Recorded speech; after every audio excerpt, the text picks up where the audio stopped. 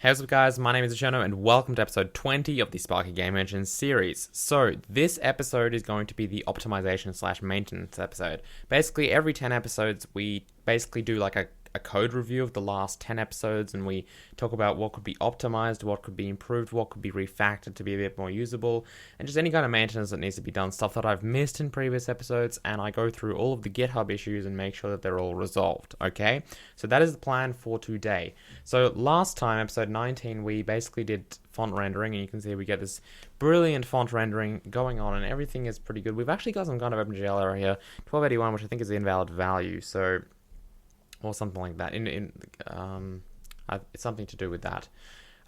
So we might have to take a look at that if we have time, but that's not really, I'm not even sure what that's coming from. We could probably track that down pretty quickly. What we will do eventually is probably wrap all of OpenGL's calls in some kind of inline debug method that will actually, in fact, for debug builds, we can just wrap it in a method that will also spit out debug information about every single OpenGL call. That's something that will take ages to implement, so we won't do it before this Slut'em Dale, but we'll probably do it before the next one. Anyway, let's begin. So, I'm just going to go to GitHub right now and pull up all of the issues. So on the GitHub Sparky repository, of course, which is at github.com/Cherno/Sparky, we have all of these issues. So under the issues section, there's also pull requests, which I'll handle as well, but we'll begin with the issues.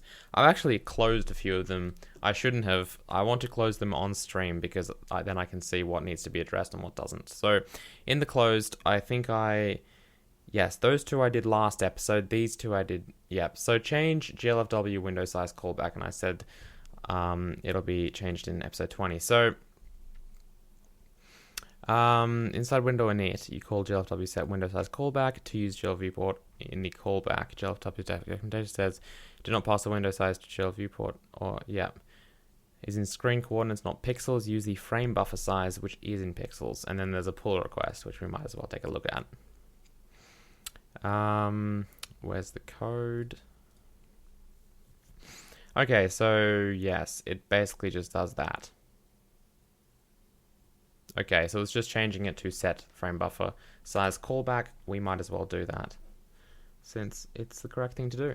So in window, I'm going to install some kind of Visual Assist or something for next episode. I'm getting tired of having to look for things manually instead of just finding them. But okay, so set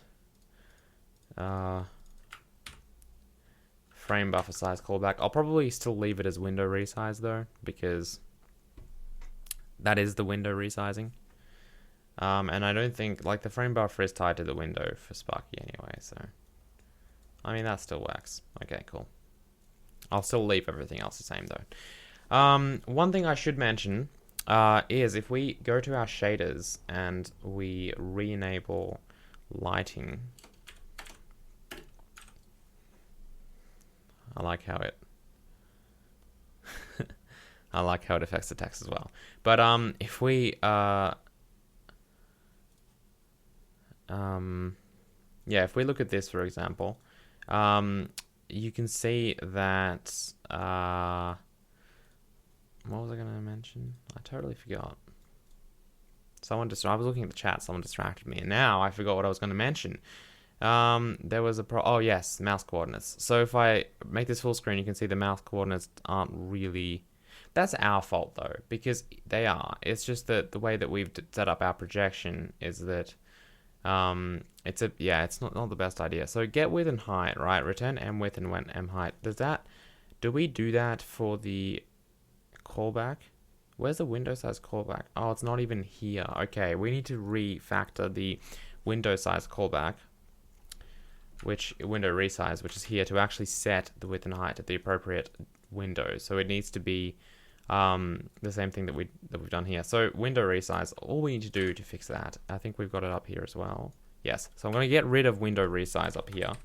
I'm going to make it a member of the window class, just like these guys are. So friend static void window resize, and it takes in that and a width and a height, I believe. Okay, so now it's good. What we can do now is the same way that we did that, all of that stuff. We can just set, so we can just use this, and then set win dot m width equal to width, and then that equal to height. That's important to do. So if we now take a look at this, and we print out, say, the width and the height of the window, so window.get width,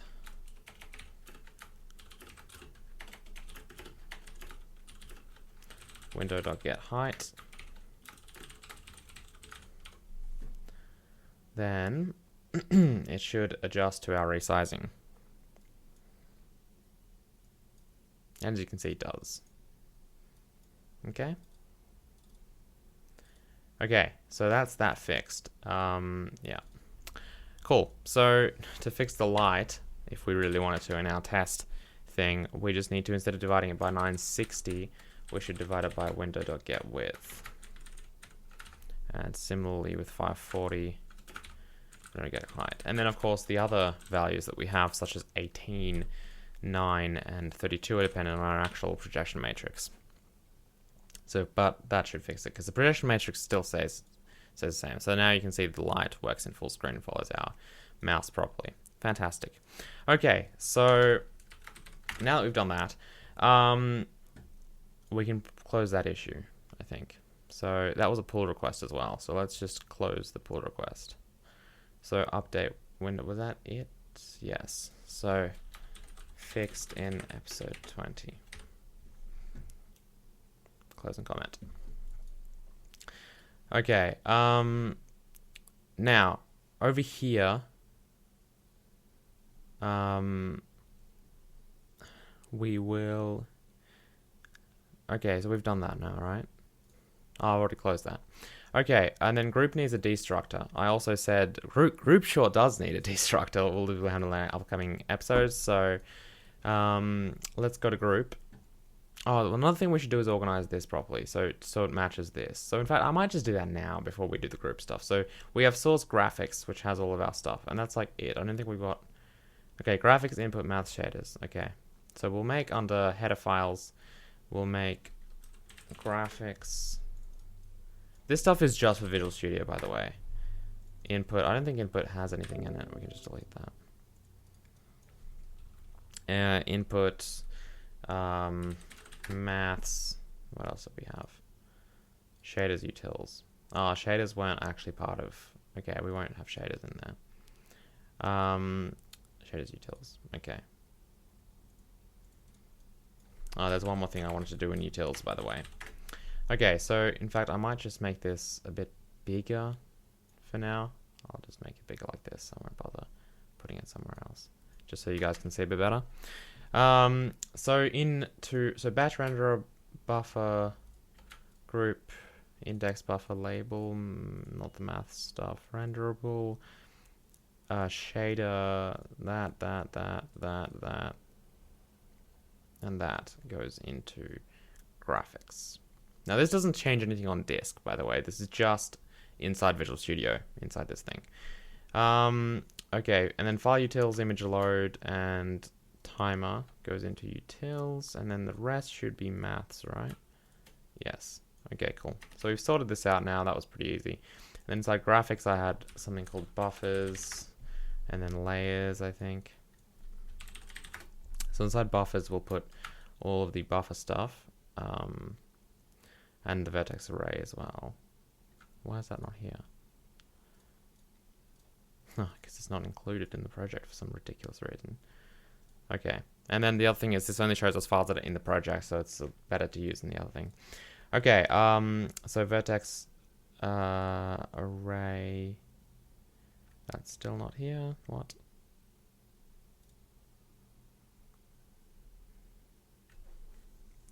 Buffers vertex array.h, that's in our project.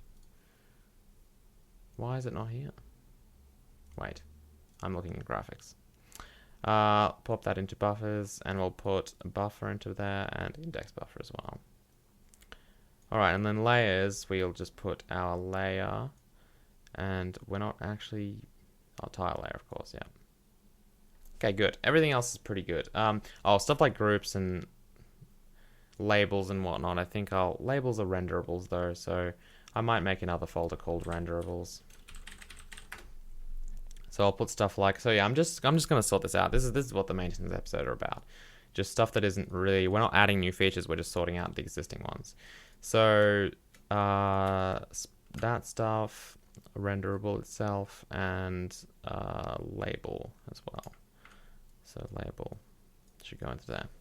Alright, and then we have renderers and then shaders and just a bunch of stuff here. So I think that's probably good enough for now. Okay, so we've sorted this out quite a bit. Now we have to duplicate that same setup over here in source files. So we want to have graphics. What's the new? Oh, there's no. Anyway, graphics, maths, and utils. Some of these are header only as well. So we'll just grab the math stuff for now. Pop them into not utils, maths. Did we have? So timer was header. Most of the utils are header only, aren't they? We might not even need that. We'll see. So label, layer, shade, yep, shader. That pretty much everything will go into graphics. We've done mostly graphics work. That will go into graphics. Buffer needs to go into graphics. Group needs to. Everything goes into graphics. Yes, we don't have any utils. Utils are header only. Okay. So now.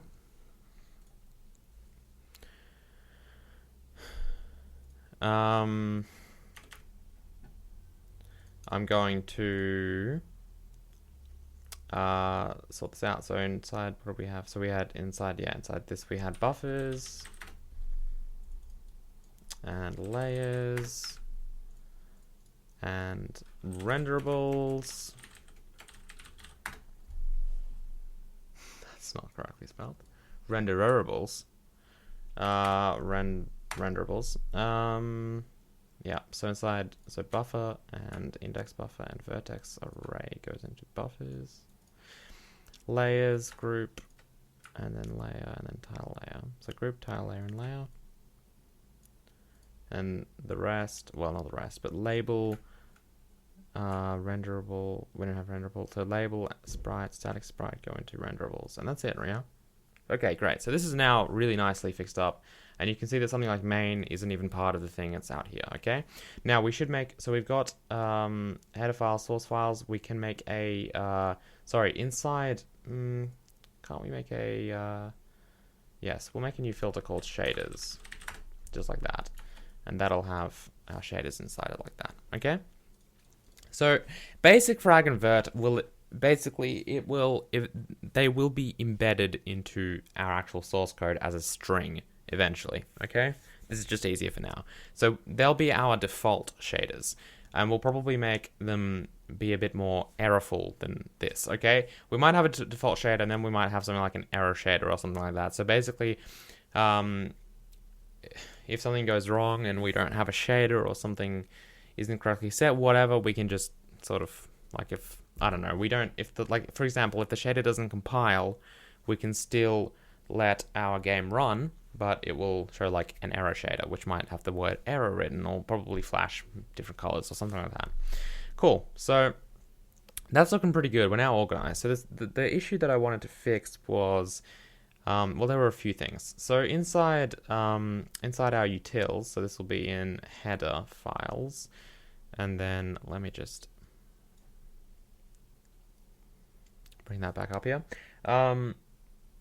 Inside header files, we've had in utils. So one thing I want to mention in file utils, oh, there was an issue about this, so I should probably go to that issue. Oh, group destructor, we'll add that in a second. We'll fix this small issue first, though. Someone mentioned that, this was a pull request. Yeah, someone mentioned that it would be faster using C++ style things. Well, he didn't actually say it would be faster, but he said we should use that. So instead of using file, use this. I did quite a few tests because this is a little bit. Yeah, I did a few tests. It's not really faster. It's It is faster for really large files, and I'm talking about like over 1 megabyte. So if we're reading, and that's not non-binary files, by the way, text files over 1 megabyte, which I don't think we'll ever have. But my point is, for the smaller files, this was much faster. Much faster. So I think I'm just going to stick with this method. Overall, they perform about the same for large files. I'm not saying this is so much faster for large files. This is about the same as this for large files. For small files, this is faster. So it's really not, there's no point in us actually doing that. So we're just going to keep using normal files. I'll probably say something like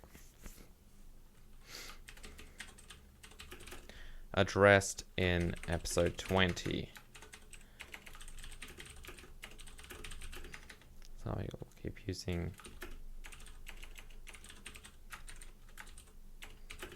file. I don't know about binary files.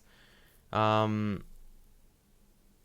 no, I legitimately tested it for like a variety of samples. In fact, I'll pull up the project I used to test it in a minute.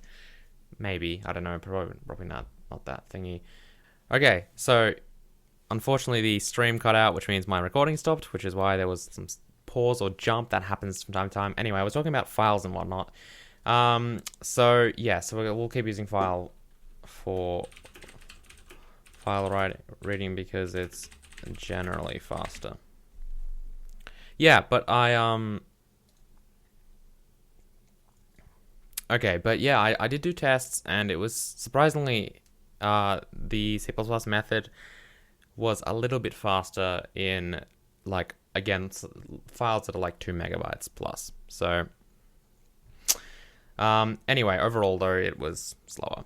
Okay, so group destructor. Yeah, but okay, so what I wanted to do here is currently we have a class in this. I don't know why I did that. We shouldn't have that. It should just be a procedural method, especially since I'm using the procedural like convention for names here. Well, my convention for names here.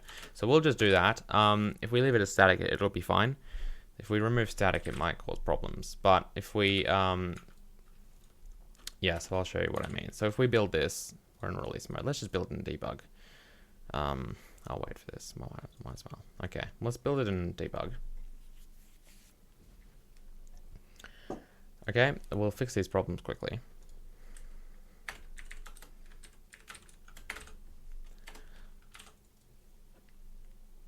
Okay, so we might get these things, but if we, what are these exactly?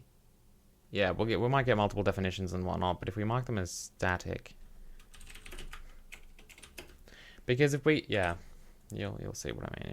If we mark it as static, we shouldn't get any problems, because if we don't mark them as static, it will probably do the same. It'll do the same thing as we did in as it did in FreeType when FreeType included C++ files. So, or rather C files. So yeah, mark it as static, and you should be good to go. Anyway, we fixed that. Now we use procedural style for reading files, which is good.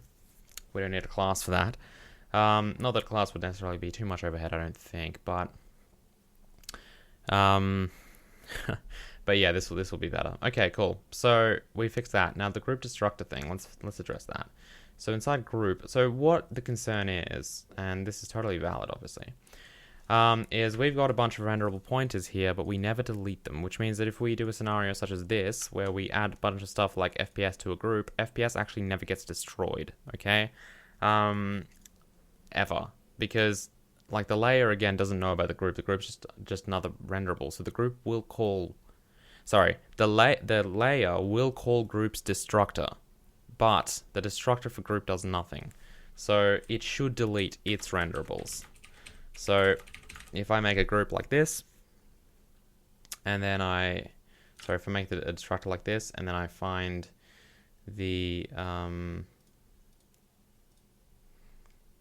I need to install some tools to make this stuff easier, because it's annoying looking for files now that we've got more than a few. Okay, so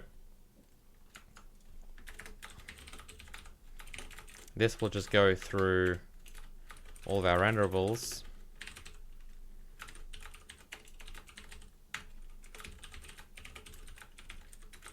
That's definitely not that pointer. That's what they were called, right? That's those are our ones. Yes, they are. And we will delete them.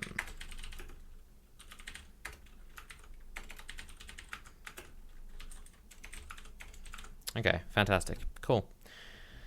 Okay, so that's fixed. Let's just make sure that still builds and runs properly. Not sure why it wouldn't. Okay, good, great. Best. Okay, so that's fixed. All right, good. So there's so many issues. So now that they're closed, we were actually going through the closed ones. Now we need to go through the open ones because there's a lot.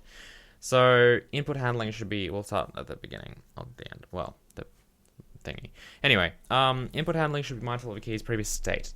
So the engine only shows us the current state of a key on a given frame. Yeah, so that is on this frame. Yeah, key, all this stuff here. I remember reading this like a week ago. We need a housekeeping bull to ensure our weapon fires on only the first time a frame. Yes, tedious to do for every case. Should we compare the previous car states? Yes. Okay, button pressed, another key. Yeah, so, oh, this is just for key typing, right? We could just have is key typed. I think that's what he's getting at. Because that would be kind of easy, but the problem is, yeah, it wouldn't work for multiple things until it's released.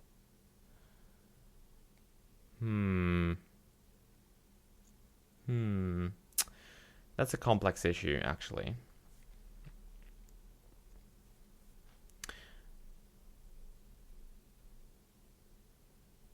Because the problem is, unless we update it once per...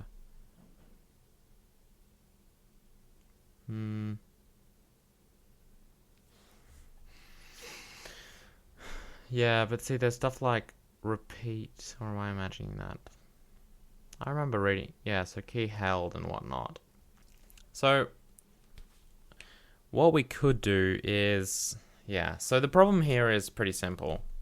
Well, it's actually not, but I'm going to try and simplify it. So the problem is this, and this is how I'm imagining. We need some kind of, yeah, so that is a terrible K. I need to get a better graphics tablet or something that can actually let me write instead of this 10-year-old thing. So key typed. So this is the situation, right? What if we only want to do something once? So if I press a key down, let's just say I press the K key down just to be lols. I want to trigger an event that says that the key's pressed. But the second loop, so the second update of the input, if the key is still down, I basically want to return something like false instead of true. So this might be like true because the key is down, so the key is typed. But then the next frame it'll be false until the key gets released again and then pressed again. And then so it's only true for the first time. Now this is great and this is really easy to do. For example, we could store the state of the key in an array of sorts. This is one example of an implementation. We could store the state in an array and then say that if the state is still in the array for the key, then return false. If it's not there, return true. So for the first time, we'd add it to the array, it would return true. But then the next time it'd be like, oh, it's already in the array, I'll return false. And then upon release, we'll clear the array. Or, sorry, just get rid of that key from the array. So which key we released. That is an acceptable solution. But the problem is, since these things are static, if you have two classes, such as, for example, K might do multiple things, right? So, or the mouse button. So you might want the mouse button to fire. This is one example. I can't think of a better one right now. But you want, if like upon clicking, so it works the same with mouse buttons, obviously. Once you click once, you don't want to, if it's like if it's like button pressed versus button clicked, right? Click should only return once, and then upon release and then pressing again, it will return true, and then the next time it will return false. You guys kind of get what I mean, right? So click, when we click, we want to fire, right? And then we'll have to release the mouse and click again to fire again, for example. And then we also want to handle a menu click. For example, what am I doing? So if we click on a particular thing in the menu, that is, okay. if we click on a particular thing in the menu, we also want that to register once. But the problem is, if in our game this comes before this one, the clicker will return true here and false here, even though we've clicked. So this becomes a complex problem because it's almost like we want that particular method to return true, but then kind of stop returning things. So it's, yeah, it's a bit annoying.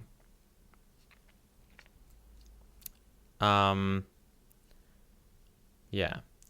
So one other way of doing it, instead of handling it on the events of key press and key release, is you could do something like once per frame. And this is the simple way of doing it. This is the kind of the foolproof way of doing it, right?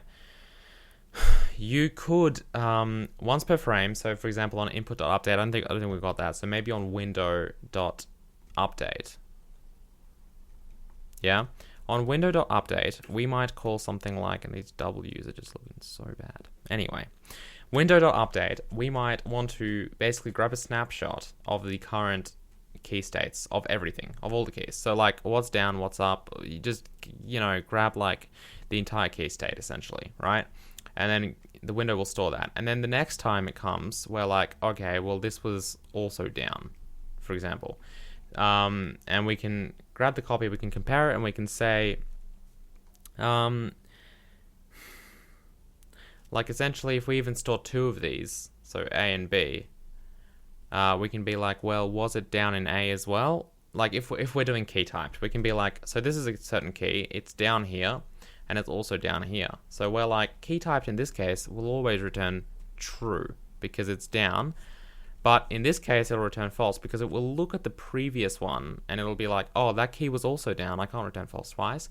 So this will work for, I'm probably doing a terrible job of explaining this, but because it is kind of hard to explain, but basically it'll look at its previous one. And then if you release a key, obviously it'll clear that. So that might be black. And then in this case, it'll look at the previous one. Oh, it's false. And this is true. So we'll return true.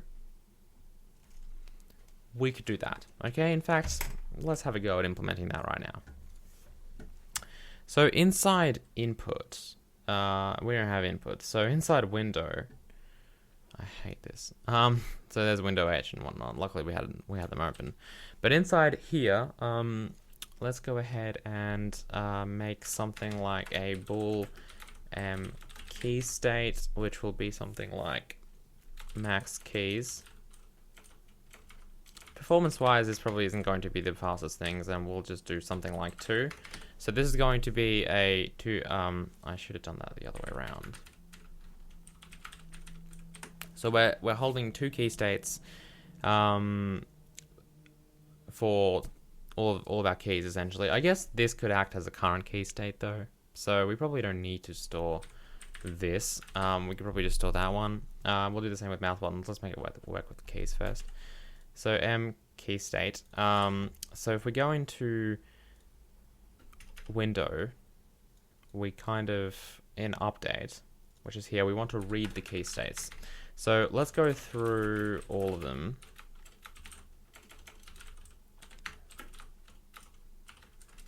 And we'll just go ahead and say M key state I equals M keys I.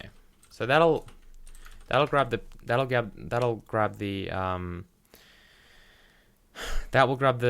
okay, so yeah, well, this is the optimization episode, so we'll optimize this for loop in a minute as well. But M key state I equals M keys I. So we're basically going to copy all of the keys here. But before we do that, we should check the previous state. Now, one thing I should mention is we do need to instantiate this. So the same way that we did this, we can just add in M keys I equals false. Okay, so before we copy them here, we want to basically go through them, kind of like what we do here. So I might actually copy this, and we want to see in our type thing what's true and what's not. So let's break this down into this. If we're going through this, we want to basically say if M keys at I, equals, apparently yes, I'm an idiot, state.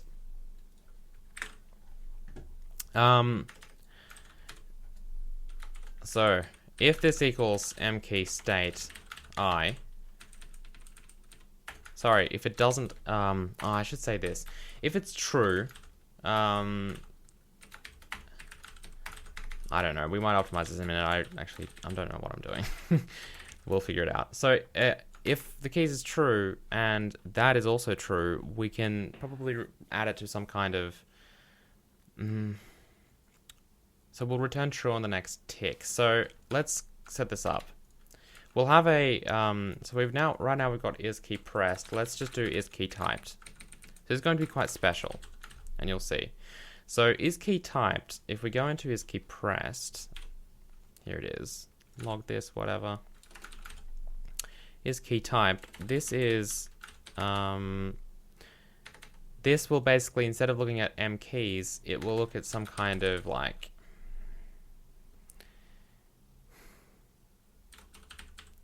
we can have key typed, okay? So we'll make a third one, and we might not need it, but this is going to be the simplest way to do this now, and we might optimize it. I love how we're doing this in the optimization episode, because this is also the maintenance episode, though, so yeah.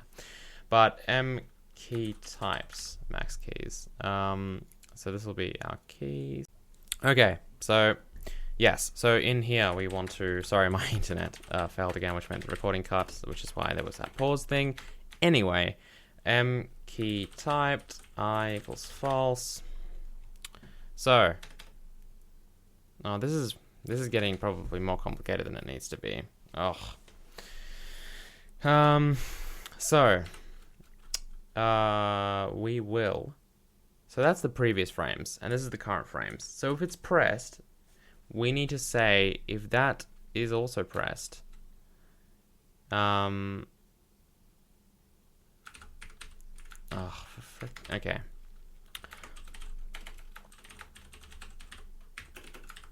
So what I'm trying to say is m key typed is going to equal m key state. Sorry, it's going to equal m keys I and not m key state I. Okay, that is how this will work. So, yeah. So there we go. That should work maybe.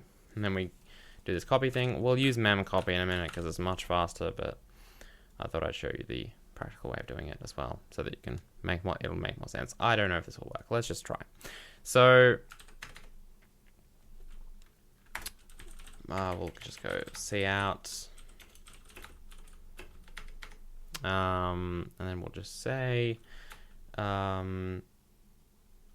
is window.is key typed glfw key k, because that was our example key. And then we'll just say something like, yeah, we'll print that. So 0. A better way of doing it would be probably printing this. So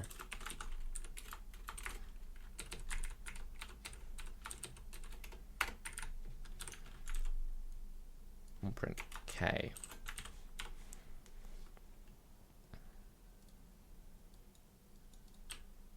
Okay, see? So when I press it, it's doing that, but if I hold it down, it doesn't do it. Okay, now the useful thing about this is that we can do this multiple times per frame. So if I do it again and I'm like, totally works, this will be embarrassing if it doesn't, but it will. You can see it'll actually like accept both those events. See? That's important. So if we just did the way I described there, it wouldn't work. Okay, let's optimize this a little bit since it is the optimization episode, and we'll also do the same thing for mouse buttons, actually. Let's quickly do the mouse button thing first. So key state, key typed. So we need both of those for mouse state and mouse clicked. The memory overhead on this is not the best, but it's all right. So max buttons. We don't have too many buttons anyway, so it's all good. So out here, we want to mouse state, mouse type, clicked. And then over here, same kind of deal, except with mouse. So mouse clicked, mouse state equals mouse buttons. So mouse buttons and not mouse state. Okay, so and then there should be max buttons, obviously. Cool, so now we've got a few of that stuff. Again, we'll use, well, for this stuff we won't, but for this stuff we'll use memcopy in a minute. Key typed, yes, so we'll do mouse button pressed. Is mouse button clicked. Button.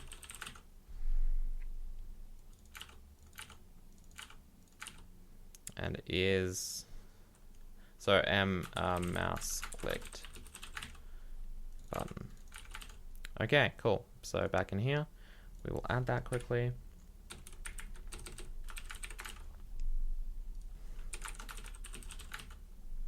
There we go. All right, cool. So let's quickly just try that out since we probably should. Window dot is mouse button clicked. Shift W button 1 or left.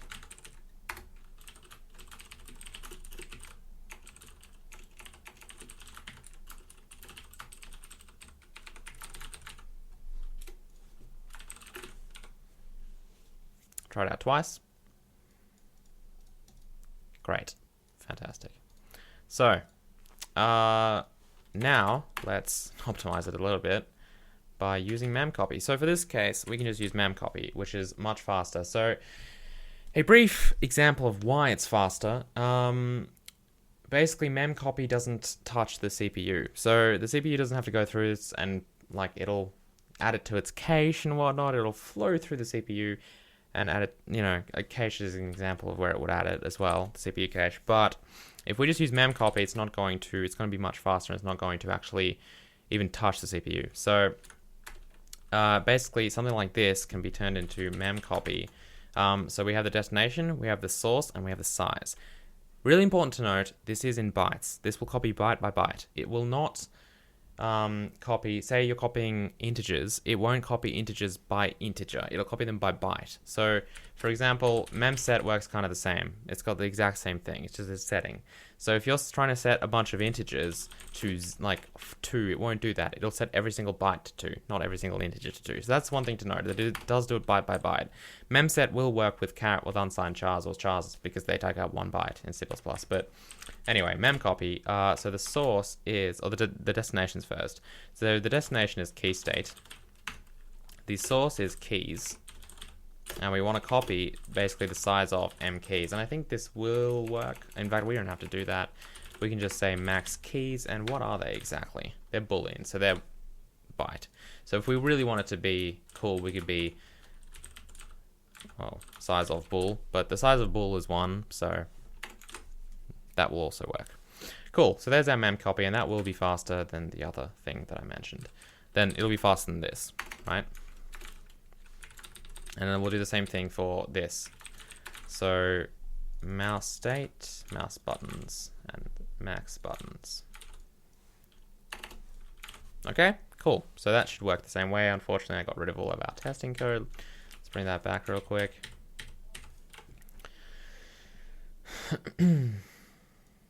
And it's totally all right. Okay, good, cool. So there we go. That's a really small optimization. We could also do the same thing here. This doesn't matter though, because it happens in window initialization. It's not something that happens real time every frame. You could change this to a memset. Again, I'm not going to bother because it doesn't matter. It doesn't matter if it's a few CPU cycles less, because it's it happens on the construction of the window, which will happen once per, like at the beginning of the game. If it's not real time, if it's not in the render, if it's not in the update of the render method and inside this game loop, we don't care about optimization basically to an extent. Obviously, if something takes 10 seconds versus 1, it's a problem, but those are more or less loading times rather than actual frame rates. Okay, cool. So we've done that. We can now check that off.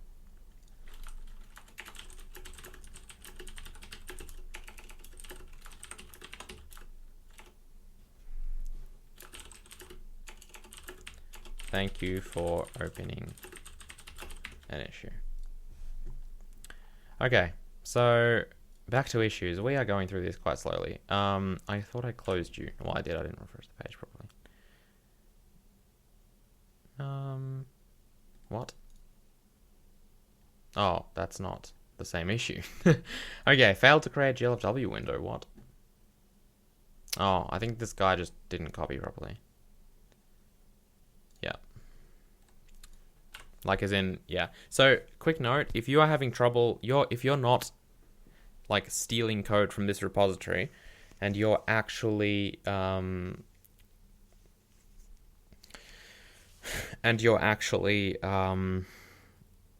copying down from the actual videos and you're following the YouTube series and you're basically doing your own version of Sparky, don't open issues here. These are for issues with the actual code in this actual repository, okay? If you want help, or if you have something, like if something's not working, you can just go to the Cherno /forums, not /f, /forums, and under Sparky engine, as you can see, there's this great thing called general. So this is where you post stuff that you copied down wrong or something that doesn't work. Okay, post it in the forums. GitHub issues are for the code in the GitHub repository, right? Makes sense? Hopefully it does. No inverse function currently in Mat. Yeah, so there's, yeah, okay. So a lot of people are like, maybe you should use GLM instead of our own maths. We're making our own maths library for a few reasons. Probably doesn't need to be as complicated as GLM. GLM is pretty good. It even has stuff like SSE and whatnot. It's a good library. I like it. But this is more or less an educational series. I'd rather have my own maths library. Stuff like FreeType is different than this. This stuff is not too difficult. So GLM is like an OpenGL maths header only library thing, and this library, yeah. So they explain it a little bit, but I have used GLM before. In fact, I think Cherno uses GLM. If you check out my repository, it'll be there. So I do like GLM, but since this is Sparky, we want to have our own maths and whatnot. So we should probably have some kind of matrix inverting thing. It looks like someone has already done this, and this will work. Yeah, obviously this will work for a lot of things, but so the other thing is SSE is probably a good thing for us to do. SSE will not be, you won't be able to compile that into mscripten though. So SSE would only be for desktop versions of Sparky. Therefore, it's not a priority. We will be doing SSE eventually because I do want to cover that in videos, and I also want to actually make the maths in Sparky faster, 4 times faster, up to. But it's not going to be something that we're going to handle as a priority because, again, it won't be compatible with everything. It'll just be like a desktop-only kind of thing.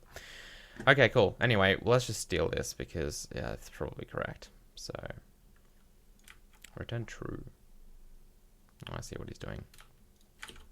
He's doing it like C style or something. Anyway, so inside, so if you don't know about matrix inverting and whatnot, you can cover that yourself probably. I think I've done enough maths explanation. Inverting the matrix isn't, like, it's useful, but again, it's not something that you will use incredibly commonly like you will with, say, translation or rotation. So, therefore, I'm not going to spend too much time on it. Therefore, I'm just dealing, copying and pasting stuff. Lols. Okay, so, should we just, yeah, we'll just do it here. So we'll have, so it won't be static is what I'm saying. It'll just be a normal thing. So we'll go, mat4, invert,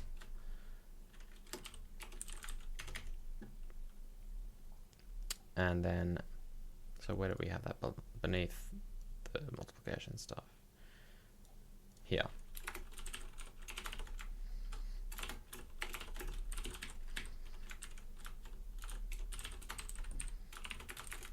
Okay, so there's all the code. We're going to have to go through this. So this is, what's inf? I should probably read how this works. Inf det, like what?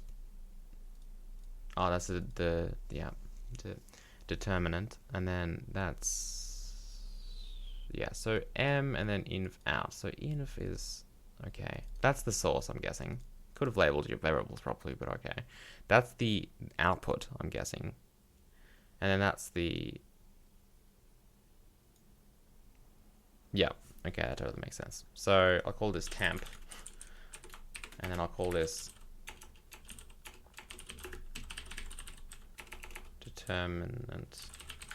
And I do not spell that word often. Is that correct? Yeah. Just had to check. So we'll have, and m is the source, right? Let's just find and replace a few things. Can I find and replace for a selection? Probably not. Let's, there might be a way to do it, but I don't know what that is. So inside, what was this? Oh, this was, this is our free type stuff. So inside here, I'll just do a find and replace, not in open folders, just in this file. So we're replacing inv with, what is it? Inv was with temp. Well, not what I meant to do. Replace. 143 files. No. This file. Ugh. Open files. Done. And then m is the source, right? Yeah, we're not touching that. So source. So what is it called? It's just matrix, isn't it? Where's our header?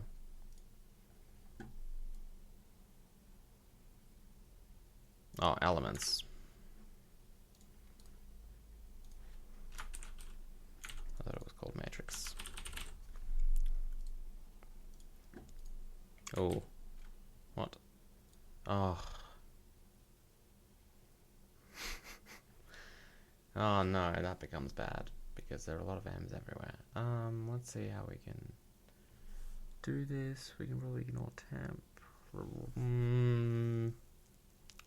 Well, it's got a bracket next to it everywhere, so we can just do this.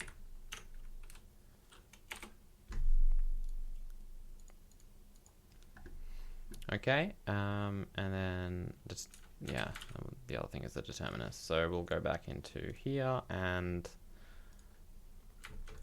restore that stuff. Okay, cool. So there we go. A lot of code now. Determinant is that. We don't have to return files necessarily. And then, so invout is our output. Oh, we are. Yes, so this will just be elements equals temp times determinants. Return this. Okay, so there we go. That should work pretty well. I'm probably not going to test this code just because, what do we use I for? Oh, and that's hilarious.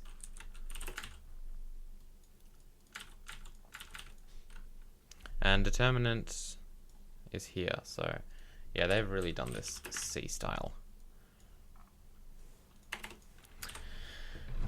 Okay, so there we go.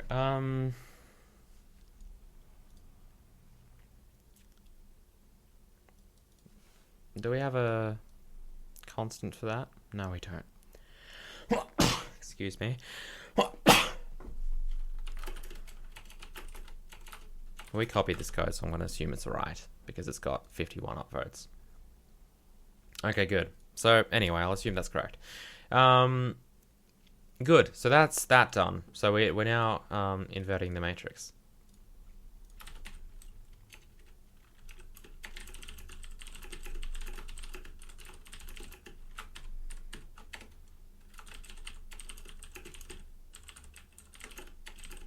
I don't know, because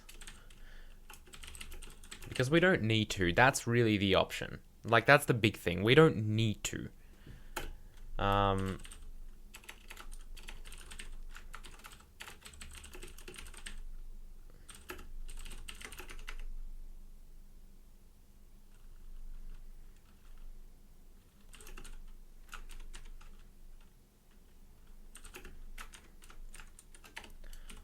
I'll just say an inverse function was added in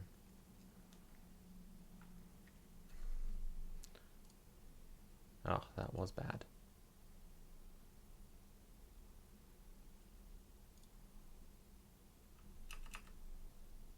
Okay, so an inverse function was added in episode 20. Okay, cool. Done. Back to issues. Optimization of batch renderer. Yes, I replied to this yesterday, I think. So this person proposed that we, or Holgk proposed that we basically go ahead and cache all of our vertex positions. So inside our batch renderer, we are, yeah, as you can see, we're recalculating everything. So we're creating a new vec3, we're adding this size to the position, and we're doing all this maths inside the submission. So we're doing this every frame, right? In fact, more than every frame. We're doing this for as many sprites as we have. So if we have got 57,000 or whatever, we're doing 57,000 times, right? So he proposed that this is quite inefficient, and what we should do is not calculate the vertex positions every submit. We should just have something like a rectangle class, and then we should have a rectangle inside this so that we would basically only have to do this. Yeah. Now, it was also addressed that we shouldn't be calculating colors every frame as well, and that's totally legit. Now, I responded with the fact that that this actually won't be faster due to CPU caching. So what I'm saying is caching, it totally and logically seems like caching would be something that vertex position caching. So not calculating them seems like an optimization. It does, because you're like, well, yeah, I guess you just have to read existing memory. You don't have to recalculate these vertices so many times per frame. But actually, it's going to be slower, because what happens is it just comes down to the simple fact that reading memory from RAM, if it's not CPU cached, reading RAM, reading physical memory is slower than doing a few simple additions. Okay? It's as simple as that. Okay? So that's why in this case, it's actually going to be slower to cache this, because the CPU is going to have to read more memory. We've got 50,000 sprites, and if you have an extra 52 bytes of memory per sprite, the CPU is going to have to read more memory to get the same data that it could just calculate.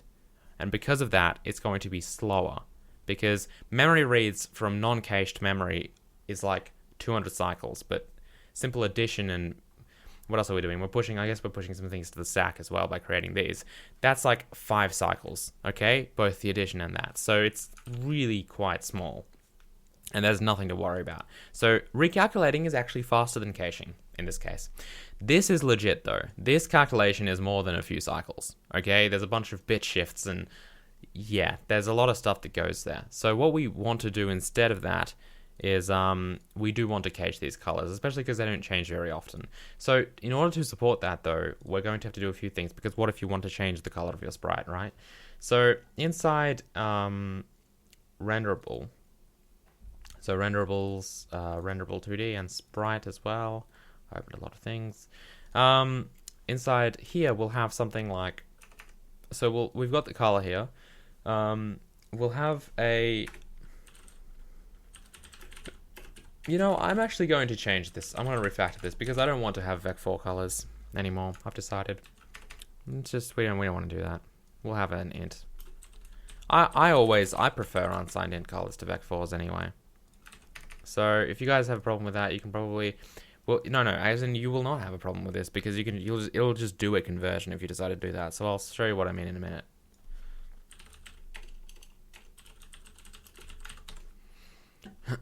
Okay, cool. So what we'll have is for the first time ever, we'll have a setter. So we'll have a sorry, what am I doing? We'll have a void set color. We'll have two of these. One of them will take an unsigned int, and this we'll implement here. Oh, yeah. So I guess we can just do it here. And this will just simply set mColor equal to color. And then we'll also have what we had before, which was the vec4. Again, in case some of you want to set it that way, I'm going to let you, because of course people might prefer float kind of per channel, like RGBA colors better than just one kind of integer. And sometimes it is totally easier to do that, by the way. Rarely though. So what this is going to do is it's going to do that entire conversion that we had here. So this. So only when we set color will it do that though. So it does all this stuff, separates the channels, and then it will set mColor equal to that. Okay, cool. Makes sense. So now all we need to do is, now we don't need to do this stuff, and we really only need to get the unsigned int color. We can make it, I guess we'll make it const here. It doesn't really matter because we're not going to modify it anyway. But I guess if we were being correct, it would be more like this. And then we'll change color to C to, sorry, we'll change C to color. And it looked like C was still a thing. Yeah, let's get rid of that. Okay, cool. So we've optimized that now. And then the same thing will happen here. You can see we've got this vec4 color that we take in for drawstring. I don't know why. Just take in an unsigned int color and everything will be the best. So I like dealing with integers for colors instead of for floats.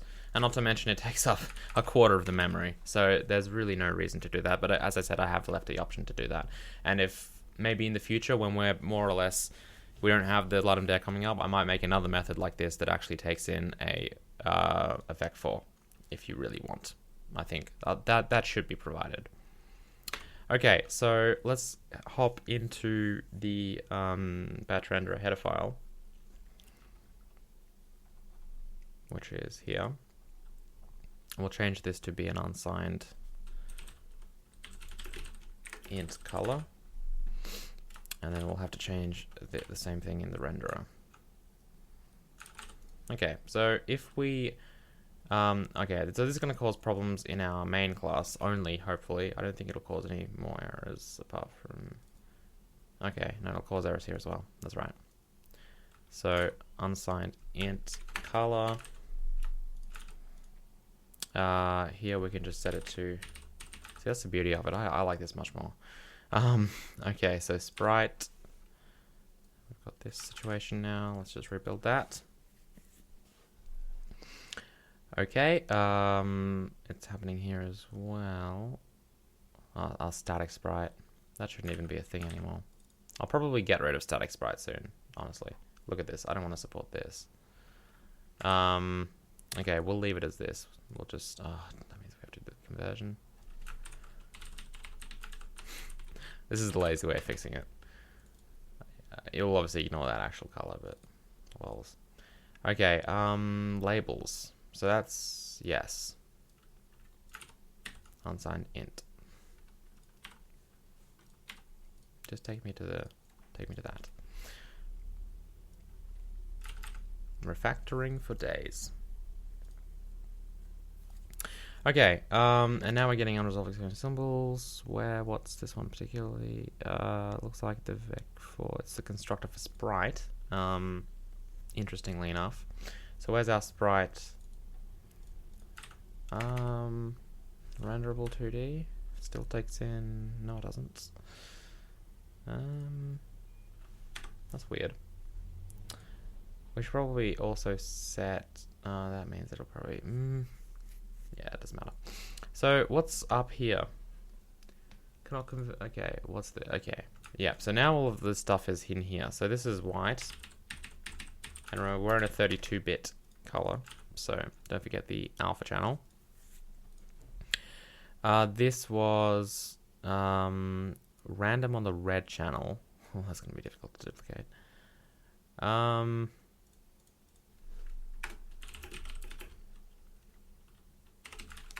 So we'll just say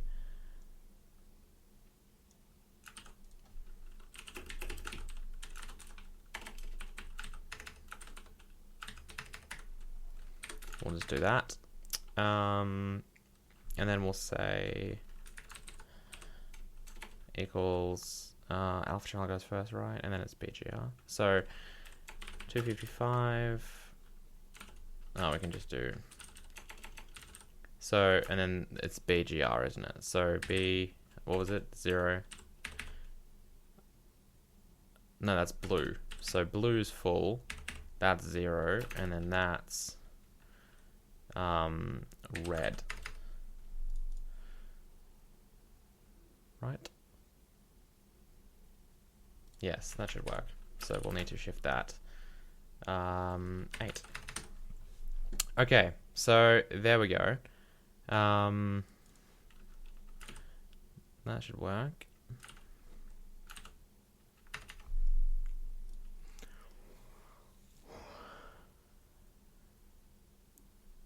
Yep. Okay, let's just rebuild it. Oh yes, this. So what was this? It was 3339. So 3339. So we'll do roughly 5, 5, 5, and 9. So I don't know. DD. Doesn't really matter. We're not trying to match the color exactly. Okay, so if we launch this now, okay, so that's correct. We've lost something though. That does not look like the right color, but we've lost something. Okay, so this is correct. The red channels. What did we lose? We lost the textures. We shouldn't have. Hang on a minute. It probably had something to do with color not being white.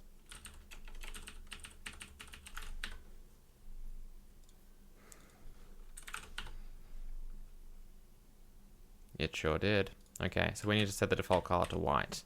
Something that I didn't do. I thought I did though. Well, no, I guess. What was I? How was I doing that before? Let's just quickly. I think I was setting it here, wasn't I? Oh, I forgot FF. So it had. Yeah. Yay! There we go. Okay, cool.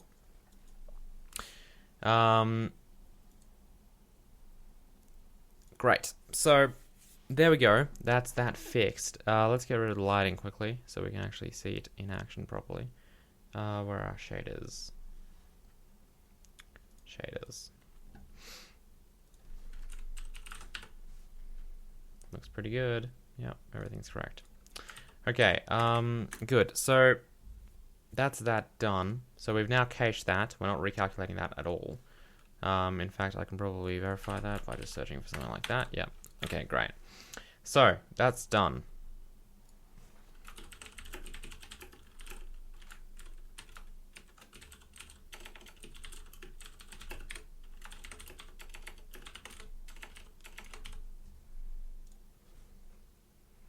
Okay, so back to our issues. Man, there are so many here. A small transformation stack optimization.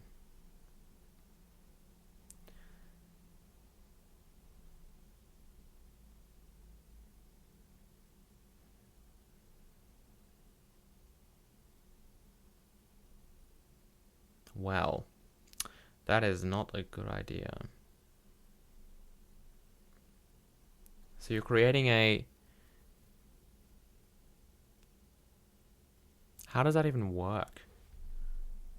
That's not correct, because that returns a reference and you're putting it to a pointer.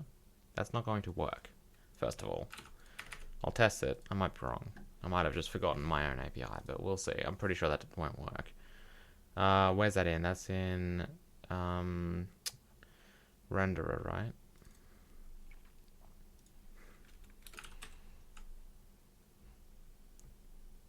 No, wait a minute. Push back, was it? Push?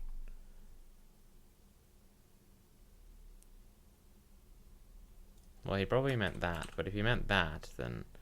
Wait, what's transformation back? That's a pointer, right? Yeah, see, like, it doesn't even work. Because that, like, the multiplication returns that, so that would be a reference, and no, it's not, and it's not going to make a difference in performance. The back operator isn't that, like, slow. It'll be totally okay. So I probably will write a... That's not going to work.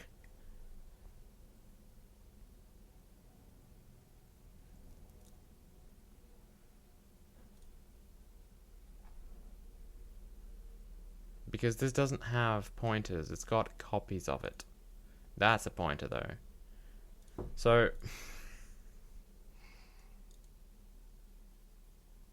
see, so he's pushing, the transformation stack doesn't even have pointers and he's pushing a pointer into there. So I get what he's trying to say. He's trying to say that you can avoid using back operator by just doing the calculation like this and applying it to that, but that's not going to, because it's not.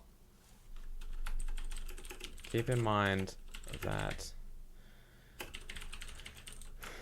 the transformation stack vector does not hold pointers.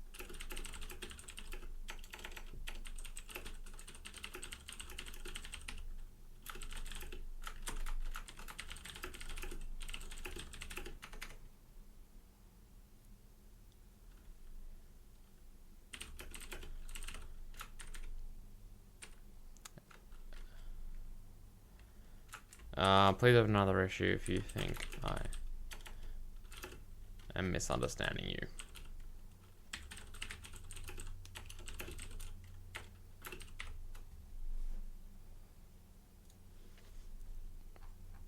Okay. Check. Oh, 40 minutes ago. Hopefully you guys don't start submitting all issues right now. Otherwise this episode's never going to end. Fragment shader color. Okay, looking at it with a fresh fire, okay. So you can make this closed, okay. So, heard that the if is very costly in the fragment shader. Okay, now you have, yeah, okay. You should have a static white color as an unsigned int as, yeah.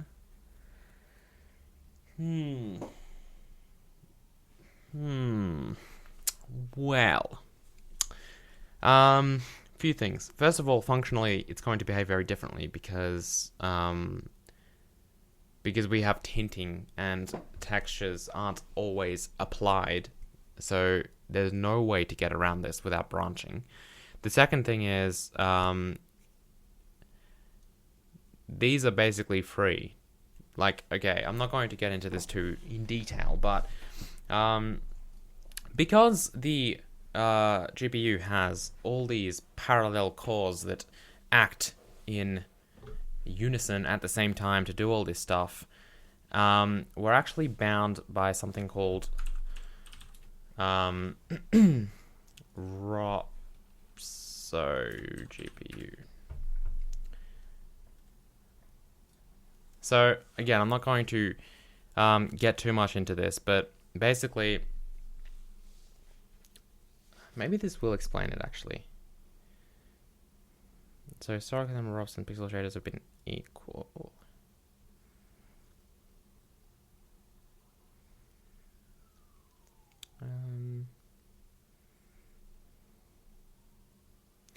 But basically, to explain this in as simple terminology as possible, we're bound by how fast the ROPS can actually output pixels. So what happens is the first, like, unless we're doing more than, say, usually about, I don't know, let's just say 30-ish instructions in our shader, that's basically free, because we're getting, what's slowing us down is this stuff, not our actual shader, because this can't output pixels fast enough, basically. That's the problem. So because of that, because we're bound by that slowness, having an extra if branch, like right now, is going to be totally free. Not to mention, yeah, so we could try and remove this, but this is going to be, it's not going to actually increase the speed at all. It's going to not change anything, because it's not doing anything. Like, there's room for all this stuff to do while we're waiting for all the ROPs to get outputted. So it's all good in the hood. So yes. That's the plan. So if we go into yeah, so I'll probably write a more detailed response, being like, ROPs. Image load free dib data. Okay, yeah, so this is legit.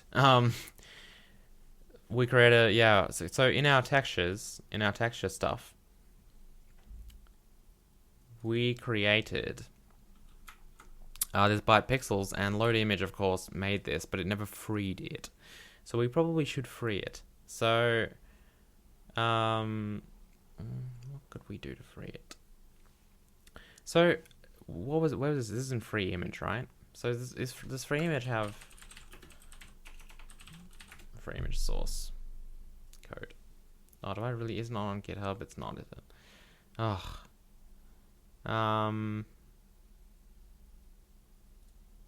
C++? Are you kidding me?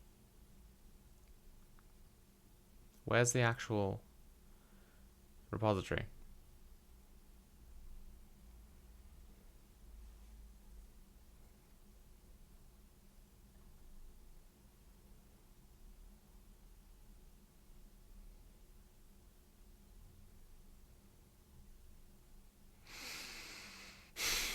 Okay, whatever. Let's just try and delete this and see what happens.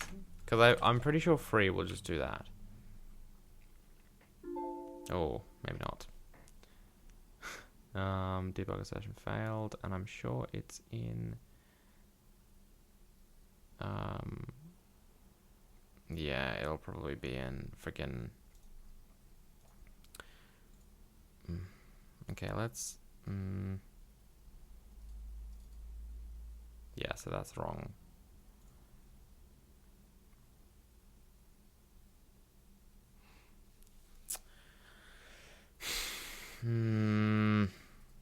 Okay, we'll use it. So we'll also get a dib from it then. So did he write about it? Because I've forgotten what it is. So that's the dib. It's a bit annoying that we have to handle this. We could wrap it in a class and have we could wrap it in a class and get it to return it. That's so annoying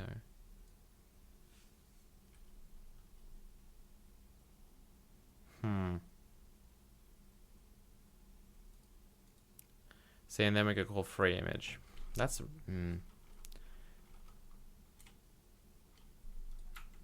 Here's what we'll do. This is a loading thing anyway.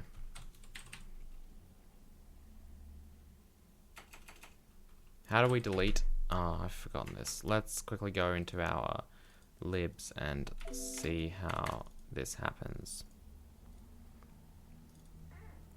For image examples, GL, texture manager. Just Sublime Text, please. Okay, so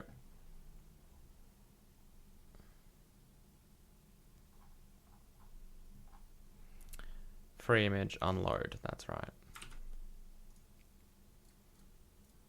So we'll unload our dib, which will probably get rid of the bytes, right? Will it? Because this, then in that case, this won't work. So we'll see.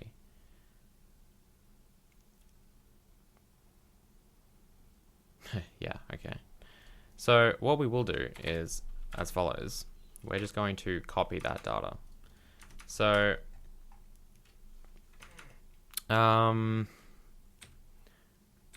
So before we free it, we'll have a, so byte pixels, and then we'll make a new byte result equals new byte.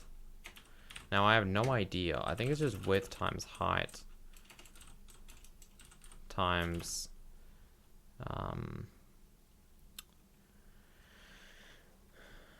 times thingy. Free image get bits, right?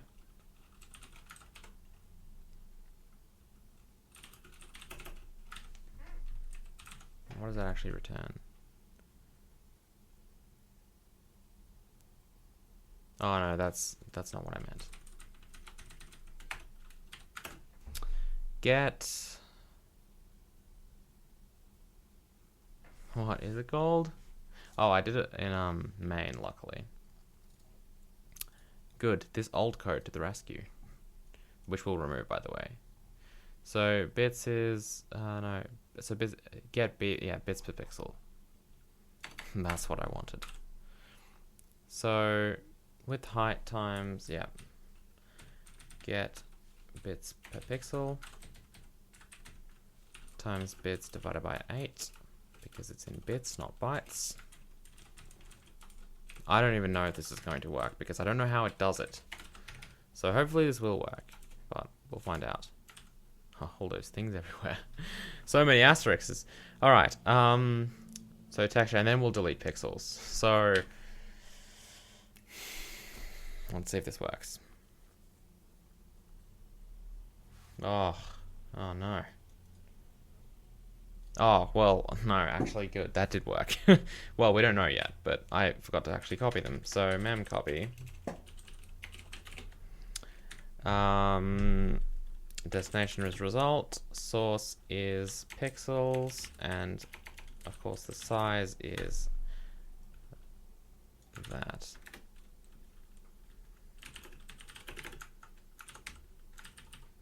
Yeah.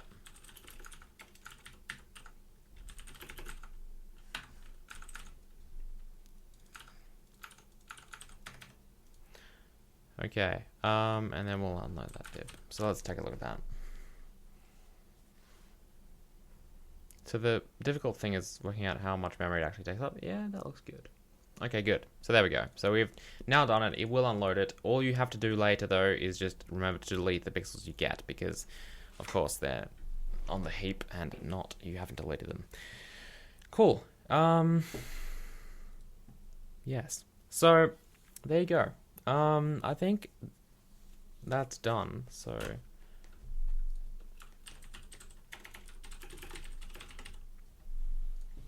we're getting through these issues. I like that. Okay, fragment shader color. Oh, that's right. Universal timer. So, decided to quickly remove the Windows dependency for the timer class. Only downfall is it requires. Yeah, that's fine. Chrono. Yes. Is that slower at all? I'm not sure. I'll have to do some research into this to figure out if there are any downsides to it. It doesn't look like it. Let's implement it and see. Utils timer. Let's close some of these. So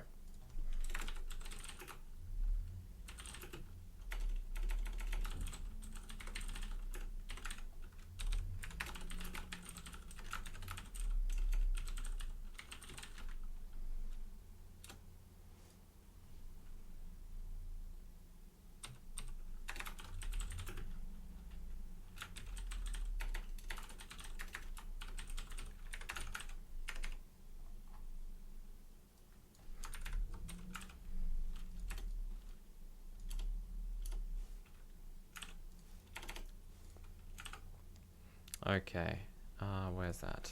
There it is. Oh no, that's the wrong one. That undo thing. Okay, where's the namespace end? Oh, there it is. Good. Everything's good. Okay, and do I need an include for that? Chrono.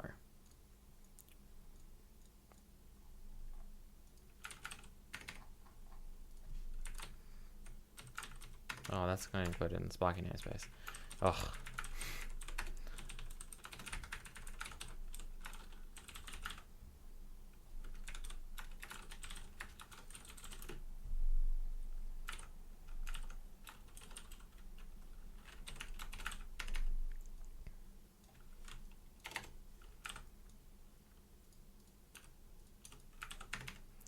Okay, good.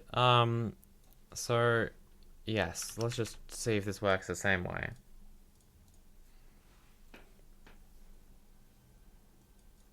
And it seems to. So I guess it is in the same, and that divides it by 1,000. So I guess we'll have this. Let's just refactor this a little bit because HR clock. So let's, I don't know, maybe I'll just do that.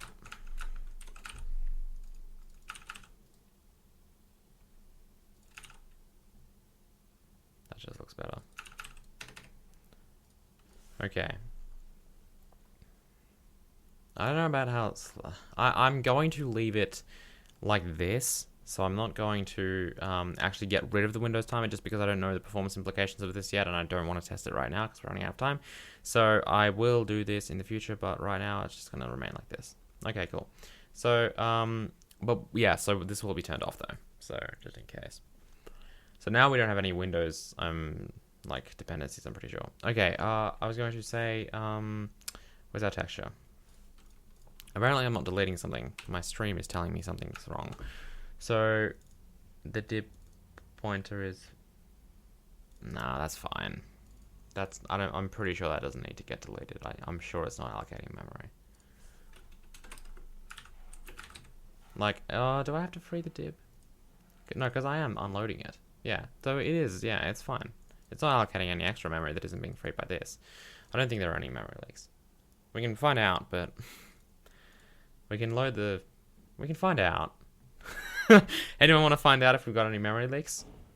Yes. Well, in this image thing, oh, this is going to be great. So let's quickly introduce the best memory leak checking thing in the world. Let's shut that off real quick. And I did get rid of the other one, right? Yeah.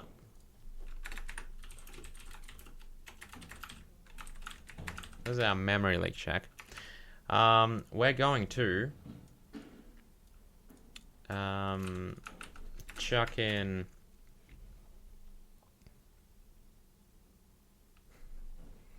wait, are there warnings? Hang on a minute. Oh, that's my bad. That'll get excluded by the compiler though, so it doesn't matter. Oh, so many warnings. Well, now, okay, that stuff, we don't care. Okay, cool. Yeah, so memory leak checking. This is what I want to do, and this is going to be great. So while true, let's go ahead and just call load image. File name. Just test.png, I guess. Byte. Okay, so just a quick example, and this is going to be terrible. I should probably sleep on this a little bit. Not like literally sleep on it, I mean make the thread sleep.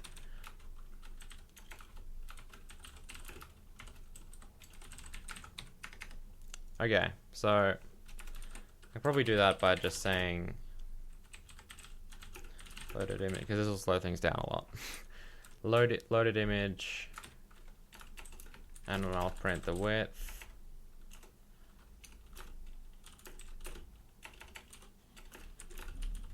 Height.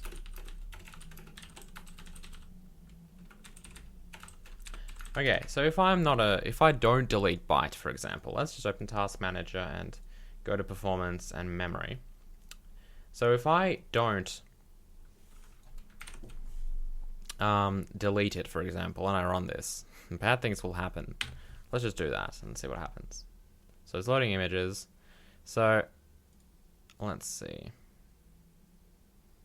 This might not be the best way to show it, but if I go into processes and then Sparky core, 5.3. Okay, so you can see that memory usage. Man, that file is tiny. Can we find something more? Can we find something more damaging? Let's go into Visual Studio project Sparky. So what do we have? We had a little 8x8 thing. That's like 1 kilobyte. Lols. Not, is it even that? No, it's 156 bytes. Let's fix that. Destructive.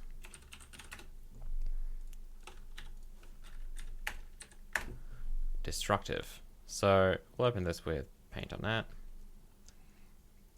We'll increase the canvas size to something a bit more destructive. And we'll gradient it so it takes up a lot of space. 71 kilobytes. This is better than 156 bytes. So if we run this now, and you observe, oh, it's still loading the other one. Destructive. And you look at our performance, and you look at memory, you can just see that trend there. I mean, I didn't make it so destructive, but if you look at that, you can just see Sparky just... so it's using a gig of memory right now, etc. So the point is, if you see your memory going up like that, and you're testing something in a while loop, clearly there is a memory leak, because right now it's taking up 1.5 gigabytes of memory. And you can see that ever since I started at my thing, it's luckily I've got a lot of memory, but the point is it shouldn't do that. And then here it's going to just fail. So the point is we shouldn't be using more than 2 gigs of memory, okay? And the reason that crashed, by the way, was because we're a 32-bit application. But anyway, that's not important. So if we go over here and we do delete image, what we should see, right, is no actual problem. Like, as in, if we see that it's still going up, that means that we're not freeing a dib or we're doing something incorrect. So if we launch this, and we pay attention to this, 1.7 megabytes, it should not go above that. And it doesn't look like it is. So we're only using 1.7 megabytes. Yeah, I'm just going to wait for it a little bit, but it doesn't look like we're going to actually use any more. Is there a way to... Details? No, that's not going to help. Yeah, so there's our memory. You can see it's not even like increasing at all. Yeah? So that's perfect. That means there are no memory leaks at all. So there we go. That is a quick debugging tip for memory leaks. But there you go. So now that we are certain that everything is the best, we can move on to the next issue.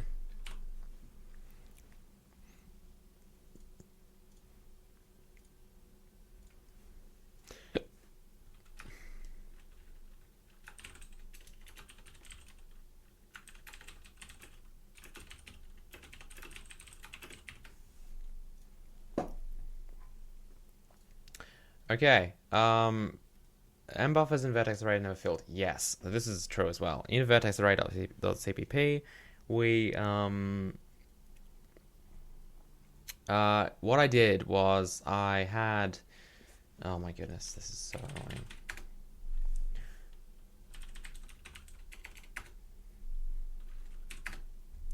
So there's the .h, there's the .cpp file.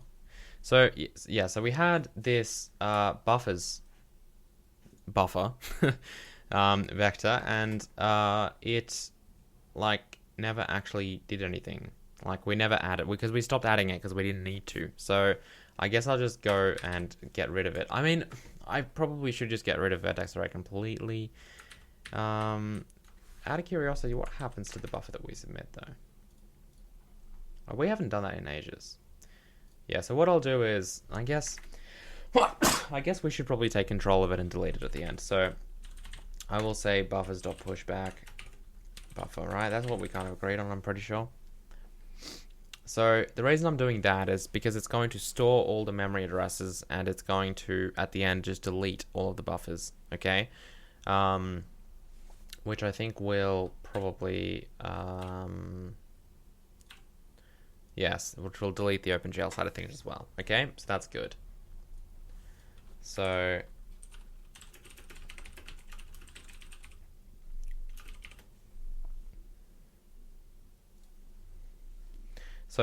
the final issue, cannot re-enable shade program.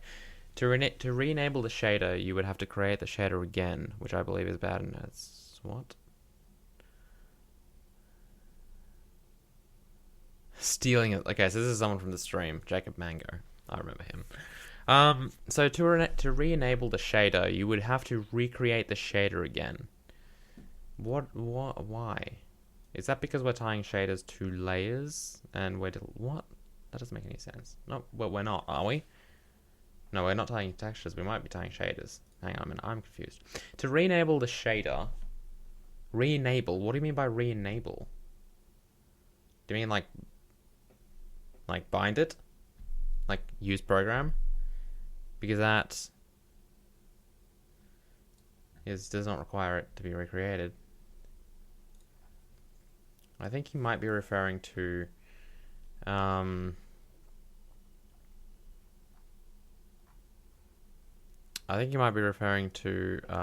the fact that these shaders get passed into layers, and then the layer deletes the shader, which means that you can't use the same shader. Yes. Well, if he means that, then that's all right, because we're probably not going to have more than like 20 layers or something, and recreating them at, when you're loading it, it's fine. Like reloading the same shader. Shaders, layers will have different shaders anyway, usually. So I'm not exactly sure. So, hang on a minute. Okay, so shader.enable, which is where we enable it, all that does is actually bind the shader. So that doesn't do anything. It doesn't recreate the shader or anything like that. This is the creation code in the compilation, which happens once when you load the shader. So there is really no issue there. So I'll just...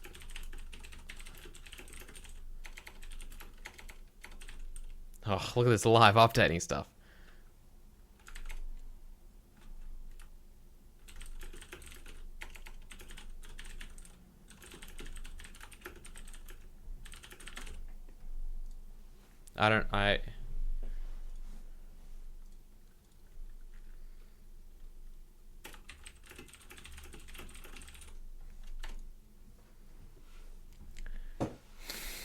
Who knows? He's watching the stream though, so he can probably just answer this now. Oh, this is just so long. Oh, no, it's not. It's about an hour and a half. Oh, wow. It feels like it's been like 3 hours.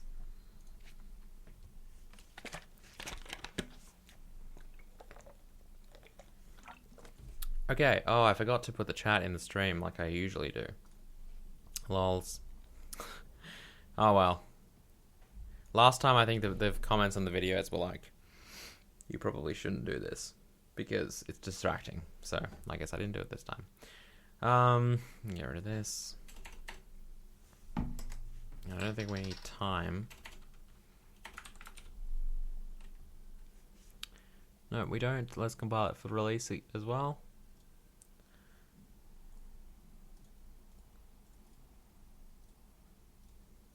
Okay.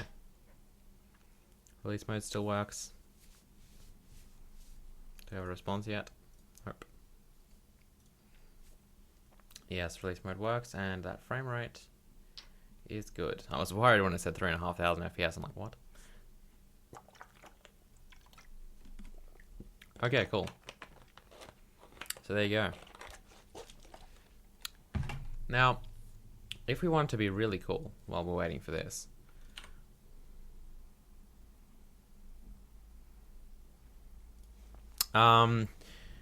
we could test out our setting color code thing. So, oh, but layers got all of our stuff. Do we still have access to them? Oh, we just layered or added them.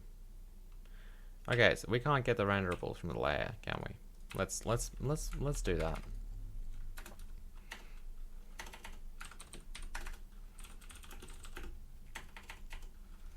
So, std vector renderable 2D reference get renderables return m renderables const. Oops.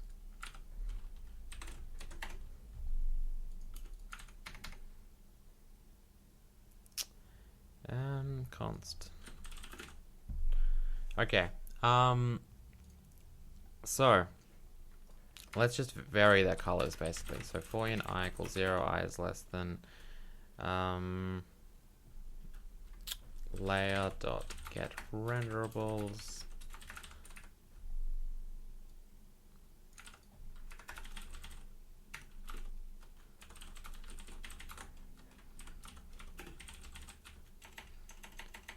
R's.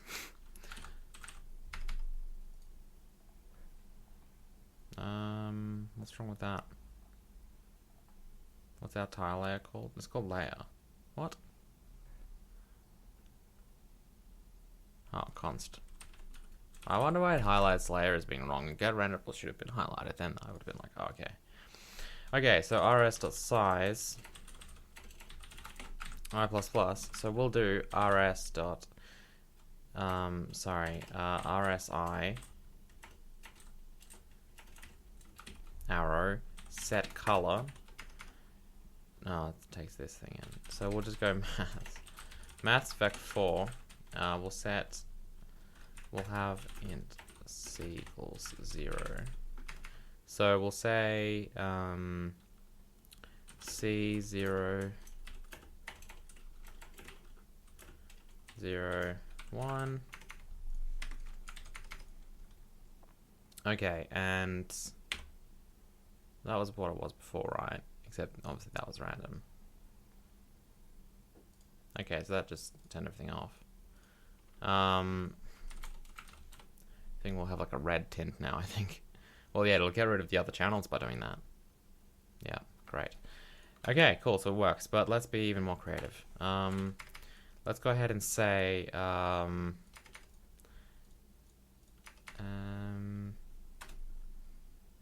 so float time equals 0.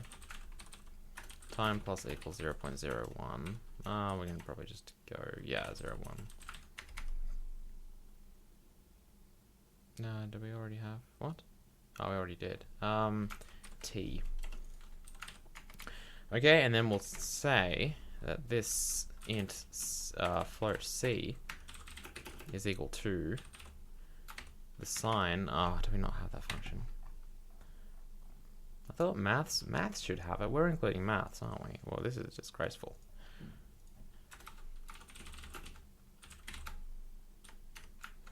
That should include math.h. So, sign of the time. That should give us a value between 0 and 1. So we'll need to say divided by 2 plus, wait, plus 0.5. Okay, let's just check this out.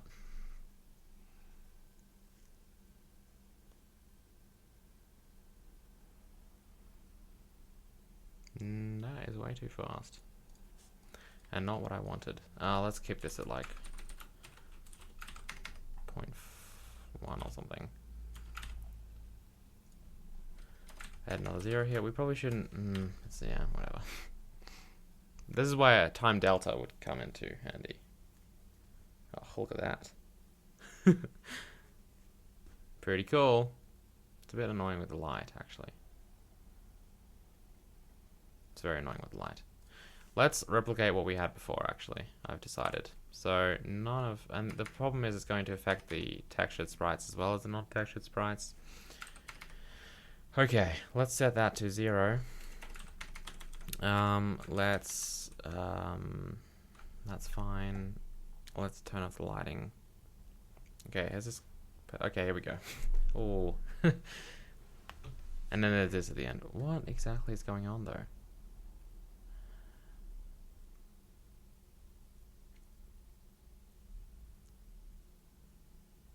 Shader start.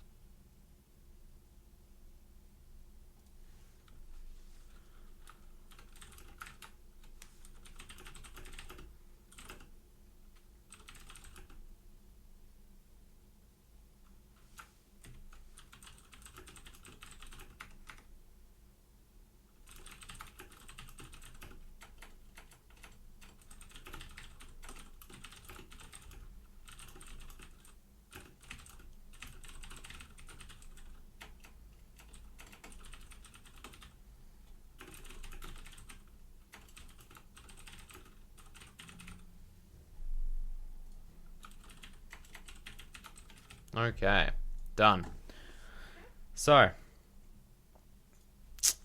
if you guys have any questions, leave them in the comments below. I guess we addressed those issues pretty well. Now we've got this cool kind of animation thing going on, which I thought was pretty cool. See the FPS as well. So yeah, anyway, if you guys have any questions, leave them below. If you guys enjoyed this video, please do not forget to hit the like button. Next episode we're going to do, I didn't plan anything out. So next episode is going to be the planning episode in which we decide what we're going to do. See you guys next time. Goodbye. Whoa.